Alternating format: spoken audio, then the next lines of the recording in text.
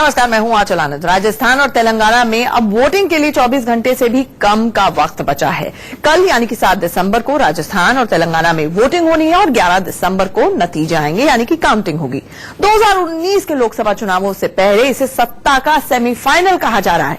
इसीलिए चाहे प्रधानमंत्री नरेंद्र मोदी हो, अमित शाह हो या फिर राहुल गांधी, सब ने अपनी अपनी पार्टी के लिए दिन रात एक कर दिया और ताबड़तोड़ रैलियों की झड़ी लगा दी। चुनावी अड्डा में आज आपको दिखाएंगे कि कैसे राजस्थान में वोटिंग से एक दिन पहले नेताओं ने घर घर जाकर जनसंपर्क अभियान चला रखा है। साथ ही कैसे मध्य प्रदेश में कांग्रेस का काउंटिंग से पहले ही ओवर कॉन्फिडेंस छलक गया और तेलंगाना में मुस्लिम वोट किसका खेल बना या बिगाड़ सकता है।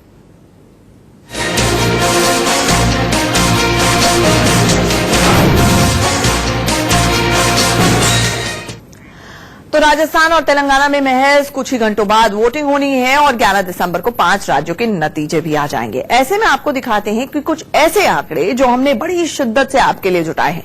आंकड़े हैं दिग्गजों की रैलियों और रोड शोज के। जरा आप भी देखिए सत्ता के इस सेमीफाइनल में नेता कैसे फुल फॉर्म में नजर आए और अपनी पूरी ताकत झोंक डाली।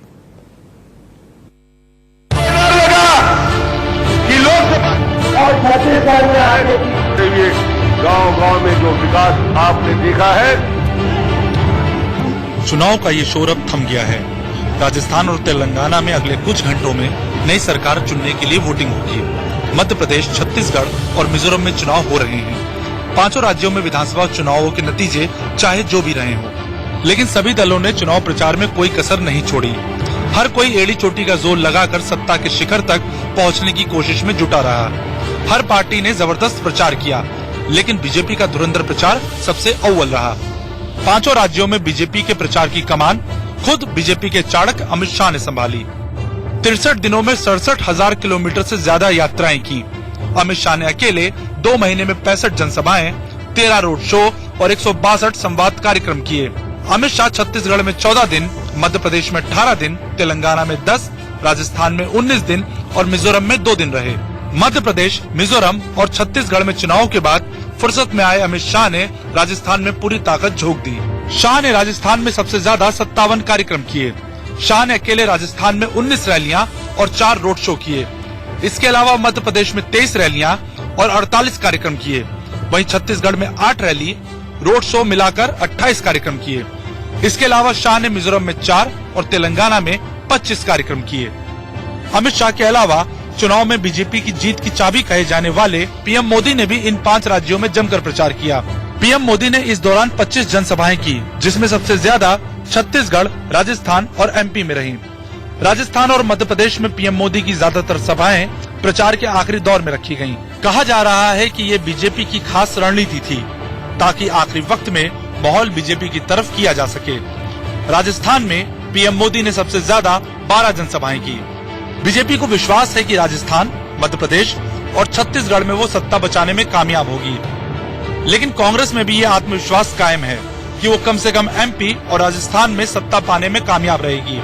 कांग्रेस ने भी चुनावों के दौरान प्रचार में कोई कमी नहीं छोड़ी। अगर बात कांग्रेस की करें तो पार्टी अध्यक्ष राहुल गांधी ने 5 राज्यों में 70 जनसभाएं, 10 रोड शो और 8 संवाद कार्यक्रम किए। राहुल गांधी ने भी चुनाव में जमकर मेहनत की है। राजस्थान में अपनी वापसी की आस लगाए बैठी कांग्रेस ने चुनाव प्रचार काफी पहले ही शुरू कर दिया था। प्रदेश कांग्रेस अध्यक्ष सचिन पायलट नवंबर तक पूरे राजस्थान का दौरा कर चुके थे। सचिन पायलट ने इस दौरान करीब 5 लाख किलोमीटर की यात्रा की। राजस्थान में 200 विधानसभा सीटों के लिए कल वोटिंग होगी और 11 दिसंबर को 5 राज्यों के नतीजे एक साथ आएंगे। इन नतीजों के साथ ये भी पता चल जाएगा कि किसकी मेहनत को जनता ने कितने नंबर दिए हैं। Bureau report, India news.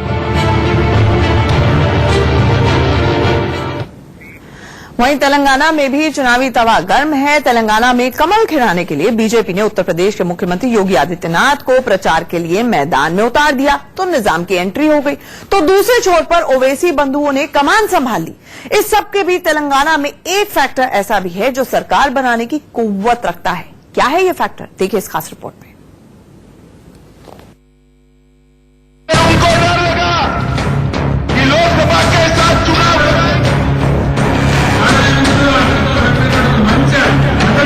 जनता के साथ मिलकर तेलंगाना का सपना तेलंगाना में दूसरे चुनाव का दंगल ही बेहद दिलचस्प हो गया है। चुनाव प्रचार में सभी पार्टियों ने अपनी पूरी ताकत झोंकी। अगर तेलंगाना के 2014 विधानसभा चुनाव नतीजों पर गौर करें तो कुल 119 सीटों में टीआरएस को 62, कांग्रेस को 24, टीडीपी और बीजेपी के गठबंधन को 22 और अन्य को 11 सीटें मिली थी। तेलंगाना में इस बार नजरें असदुद्दीन ओवैसी की पार्टी एआईएमआईएम पर भी रहेंगी। तेलंगाना में ओवैसी की पार्टी एआईएमआईएम सिर्फ 8 सीटों पर चुनाव लड़ रही है। एआईएमआईएम का हैदराबाद के पुराने शहर वाले इलाके में ज्यादा प्रभाव है। हैदराबाद के पुराने शहर इलाके में 65 से 70% मुस्लिम आबादी है। तेलंगाना में मुसलमानों के वोटों के लिए राजनीति भी खूब हुई। कांग्रेस अध्यक्ष राहुल गांधी अपनी सभाओं में टीआरएस सरकार को घेरते नजर आए, तो वहीं एआईएमआई के फायर ब्रांड नेता असदुद्दीन ओवैसी ने भी तल्खी भरे बयान दिए। राहुल गांधी को बताना पड़ेगा कि ट्रिपल तलाक के मसले के ऊपर कांग्रेस पार्टी क्यों मोदी को सपोर्ट करी। तो ये इनका जो सेकुलरिज्म है वो धोखेबाजी का सेकुलरिज्म है। बाबरी मस्जिद के लॉक्स, सीपी जोशी बोलते हैं इनके लीडर राजस्थान के, कि हम खोले बाबरी मस्जिद के लॉक्स। क्या वो सी टीम थी, बी टीम थी?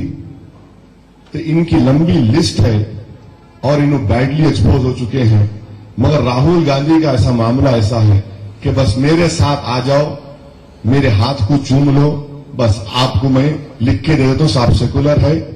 और मोदी साहब बोल रहे मेरे कहने आ जाओ, मैं आपको नेशनलिज्म का सर्टिफिकेट देता हूं। हम इन दोनों से कह रहे मिस्टर मोदी और राहुल गांधी से कि ये आप जो बरसों से लाला की दुकान चला रहे, ये लाला की दुकान अब बंद करो। आपके सर्टिफिकेट की हमारे को जरूरत नहीं है। आपको बता दें कि तेलंगाना में 12.7% आबादी अल्पसंख्यकों की है। राज्य की 40 से 45 सीटों पर अल्पसंख्यकों का प्रभाव है। 29 विधानसभा सीटों पर 15% मुस्लिम वोटर्स हैं। 13 सीटों पर 10 से 15% मुस्लिम हैं। 43 सीटों पर मुसलमानों की अच्छी आबादी है। ऐसा कहा जा रहा है कि तेलंगाना में मुस्लिम वोट जिस पार्टी को जाएगा उसकी जंग थोड़ी आसान जरूर हो जाएगी। Bureau report, India news.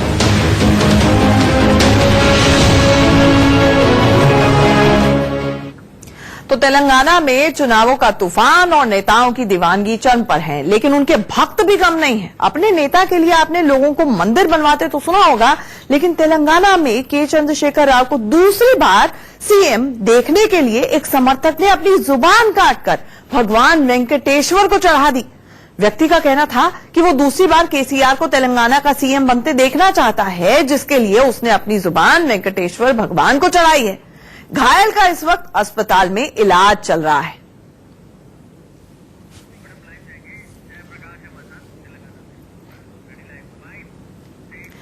और हमारे साथ तेलंगाना से सीधे हमारे सहयोगी जयप्रकाश जुड़ रहे हैं। जयप्रकाश, आपसे ये जानना चाहेंगे कि ओवैसी को बीजेपी की सी टीम कोई कहता है, वहीं दूसरी तरफ कई बार ऐसा लगता है कि ओवैसी केसीआर के लिए बैटिंग कर रहे हैं। टीडीपी और कांग्रेस का अलायंस बिल्कुल सब सार्वजनिक है। ऐसे में जो की फैक्टर्स आपको नजर आ रहे हैं वोटिंग से एंड पहले, वो एक्स फैक्टर्स क्या होने वाले हैं?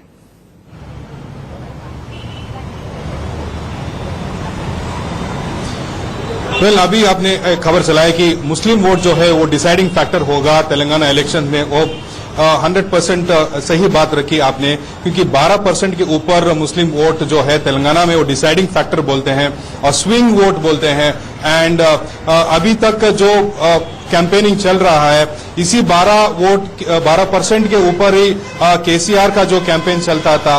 अभी भी ये बोला जाता है कि वो 12% का जो रिजर्वेशन मुस्लिम को दिया जाएगा, वो भी प्रोमिनेंटली आज मैनिफेस्टो जो रिलीज हुआ है सारे अखबारों में, उसमें भी प्रोमिनेंटली लिखा हुआ है। लेकिन ये 12% कैसे देंगे, ये अनकॉन्स्टिट्यूशनल है, ये हो नहीं सकता। इसी के ऊपर कांग्रेस और बीजेपी ने केसीआर को अटैक किया है। जो अगर आप स्विंग वोट्स देखे, जो अगर मुस्लिम वोट जो है मायम के पास 8 कॉन्स्टिट्यूंसीज में है और बाकी सारे कॉन्स्टिट्यूंसी में अगर वो कांग्रेस को जाता है तो कांग्रेस का नंबर बहुत बढ़ेगा। इतना कि इससे केसीआर को और टीआरएस को कम से कम 15 और 20 कॉन्स्टिट्यूएंसीज में इफेक्ट होगा, विच विल इनफैक्ट क्या बोले कि पूरा माहौल जो है इलेक्शन का वो चेंज हो जाएगा। जयप्रकाश, लेकिन ओवरऑल केसीआर की पॉपुलैरिटी अगर देखी जाए बड़ी जोरदार मुस्लिम्स के बीच में भी, जयप्रकाश अगर ओवरऑल पॉपुलैरिटी केसीआर की देखी जाए और मुस्लिम्स के बीच में भी, क्योंकि मुसलमानों के लिए बहुत सारी योजनाएं लेकर आए वो, ऐसे में यही लग रहा है कि फिलहाल चाहे समीकरण जो भी हो लेकिन केसीआर का टीआरएस का पलड़ा भारी है।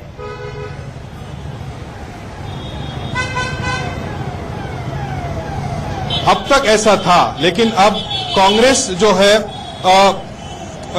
पिछले 2 महीने से अपना जो पूरा फोर्स लगाया है, गुलाम नबी आजाद यहाँ पे है, अहमद पटेल जो काम कर रहे हैं, डीके शिव कुमार भी कर्नाटक से यहाँ आए हुए हैं, तो एक फॉर्मिडेबल फोर्स कांग्रेस का यहाँ पे लगा हुआ है और मुस्लिम वोट भी डिवाइडेड है।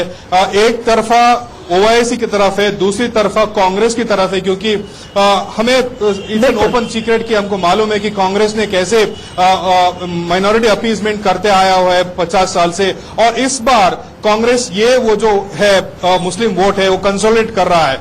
अगर ये कंसोलिडेट करेगा तो केसीआर के लिए ये बहुत दिक्कत की बात होगी, बहुत दिक्कत की बात हो सकती है। जयप्रकाश, आप नजर बनाए रखिएगा। फिलहाल हमारे साथ जुड़ने के लिए, इस तमाम जानकारी के लिए आपका बहुत बहुत शुक्रिया। चुनावी अड्डा में यहां पर कांग्रेस तो गजब है। मध्य प्रदेश में चुनाव खत्म हो चुके हैं। आपको लगेगा कि सब नेताओं की धड़कनें तेज हो रही होंगी, सांसें अटकी होंगी, 11 दिसंबर का इंतजार कर रहे होंगे, लेकिन उससे पहले ही मध्य प्रदेश में कांग्रेस ओवर कॉन्फिडेंस में नजर आ रही है। क्या है एमपी में कांग्रेस का ओवर कॉन्फिडेंस, देखिए इस रिपोर्ट में।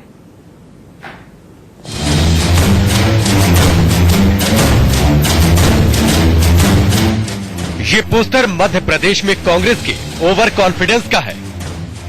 भोपाल में मानस भवन के बाहर ये पोस्टर लगा है। पोस्टर पर बड़े बड़े अक्षरों में लिखा है, मध्य प्रदेश शासन के भावी मंत्रीगणों और विधायक गणों का हार्दिक स्वागत और अभिनंदन है। नीचे 2 बड़ी तस्वीरें भी लगी हैं। नाम लिखा है असमत सिद्दीकी और गोविंद सिंह राजपूत। देखकर लगता है जिन मंत्रियों और विधायकों का शपथ होना है उनके स्वागत में इन्हें लगा दिया गया है। मध्य प्रदेश में 28 नवंबर को वोटिंग हो चुकी है। इस बार एमपी चुनावों में कांग्रेस ने बीजेपी को सत्ता से निकालने के लिए पूरी ताकत झोंकी है। राहुल गांधी से लेकर प्रदेश अध्यक्ष कमलनाथ और ज्योतिरादित्य सिंधिया ने कांग्रेस को सत्ता में वापसी कराने के लिए दिन रात एक कर दिया। 11 दिसंबर को वोटों की गिनती होगी और तभी ये तय होगा कि एमपी में सरकार किसकी बनेगी। लेकिन कांग्रेस को इससे शायद कुछ फर्क नहीं पड़ता। कांग्रेस का कॉन्फिडेंस इतना मजबूत है कि पोस्टर तक पहुंचते पहुंचते ये ओवर कॉन्फिडेंस में बदल गया है। कांग्रेस ने चुनाव के नतीजों से पहले ही अपने मंत्री और विधायकों का चुनाव कर लिया है, लेकिन एमपी में सरकार किसकी बनेगी इसका फैसला होना अभी बाकी है। कांग्रेस के प्रत्याशी हैं, उनका विश्वास कहेंगे या अति विश्वास कहेंगे, उन्होंने एक पोस्टर लगाया है मध्य प्रदेश शासन के भावी मंत्रीगणों एवं विधायक गणों का जो है हार्दिक स्वागत एवं अभिनंदन। तो स्वाभाविक सी बात है, मतदान हो चुका है और 11 तारीख को जो है मध्य प्रदेश के परिणाम आने वाले हैं, लेकिन उसके पहले ही जो है इस प्रकार से पोस्टर लगा दिए गए हैं और इसमें साफ तौर पे ये दर्शाया गया है कि मध्य प्रदेश के जो है मंत्री और जो विधायक है उनका यहाँ पे स्वागत है और अभिनंदन है। तो यहाँ पे एक तरफ से देखा जाए तो कांग्रेस के जो प्रत्याशी हैं या जो कांग्रेस के कार्यकर्ताओं की बात कर ली जाए, उनमें काफी यहाँ पे विश्वास एक दिखाई दे रहा है कि मध्य प्रदेश में जो 2018 में जो है कांग्रेस की सरकार बनेगी। कैमरामैन अरविंद साहू के साथ कुलभूषण सक्सेना, इंडिया न्यूज भोपाल।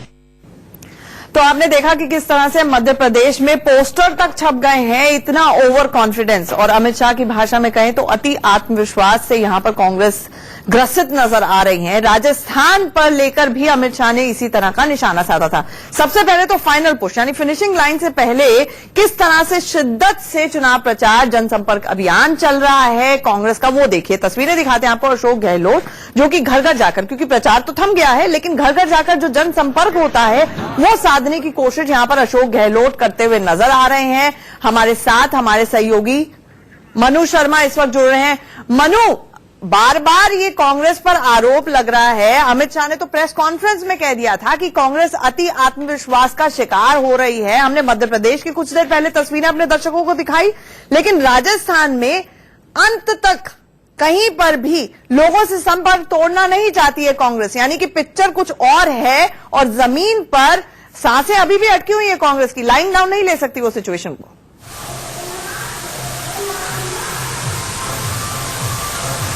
जी बिल्कुल, आखिर हालात यही है। यहाँ पर राजस्थान के अंदर आज जो है, आज का दिन पूरे नेताओं का, बड़े नेताओं का जनसंपर्क के अंदर बीता है। लेकिन जो अगर जमीनी हकीकत देखी जाए तो यहाँ पर साफ तौर से है कि जो कांग्रेस है उसको एंटी इनकम्बेंसी का फायदा मान करके वो शुरुआत से समझ रही है कि अब की बार सत्ता आने वाली है। हर 5 साल में यहाँ जो सत्ता बदल जाती है उसका फायदा देख करके सबसे बड़ा जो प्लस पॉइंट दिख रहा है कांग्रेस को, तो देख रहे हैं जनता नाराज है कहीं ना कहीं। क्योंकि पिछली बार का अगर आप देखेंगे तो कहीं ना कहीं जो मोदी लहर थी उसके अंदर दिल्ली से लोग नाराज थे, लेकिन यहाँ की सरकार से नाराज नहीं थे। लेकिन इस बार कुछ उल्टा नजर आ रहा था, इसीलिए कांग्रेस से समझ रही थी कि सीधे तौर पर हम सत्ता में पहुंच जाएंगे। क्योंकि यहाँ मोदी से नाराज नहीं है लोग, यहाँ की सरकार से जो इनकम्बेंसी का जो मामला था वो सामने आया था। इसके कारण से साफ तौर पर लग रहा था पहले की, लेकिन जो पिछले 4-5 दिन के अंदर जो यहाँ भारतीय जनता पार्टी के तमाम बड़े नेताओं ने यहाँ पर सभाएं की, उसके बाद में साफ तौर से कांग्रेस को भी लगने लगा कहीं ना कहीं जो माहौल है वो अंडर करंट वाला भी हो सकता है। जी अच्छा मनु, मुझे ये बताएं कि लगातार हम अपने दर्शकों को ग्राउंड रिपोर्ट दिखा रहे हैं, चाहे राजपूत वोट हो, चाहे जाट वोट हो, और किसान खास तौर से वो नाराज चल रहे थे। क्या उनका मन बनता हुआ नजर आ रहा है? अब तो कल ही चुनाव है।